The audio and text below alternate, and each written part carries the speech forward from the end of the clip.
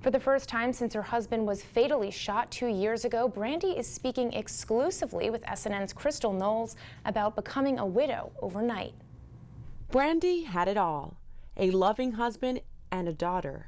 I fell in love with him and it was over from there. 6 months later, we were married. On December 14th, 2014, the couple was preparing for Christmas. Our niece and nephew stayed the night that night so they could keep our baby occupied while we wrapped her presents that Sunday morning.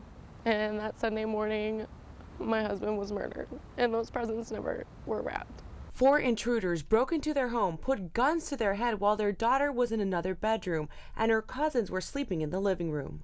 The suspects stole an Xbox and some cash. She went to bed and she had her dad, and the next day she woke up and she never saw him again.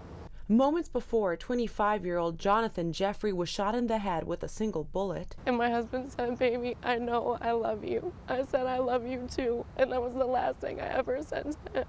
On December 16th, almost exactly 2 years later, 23-year-old Christian Theodore was found guilty of first-degree murder and armed home invasion. 45 minutes. It took 12 complete strangers 45 minutes to decide that this man was in fact the person who killed my husband. The other people involved will be spending life in prison amongst other charges. Christian Theodore's kids lose Vincent Gonzalez, Byron Jones, Henry Ellis, Shakoy Gale.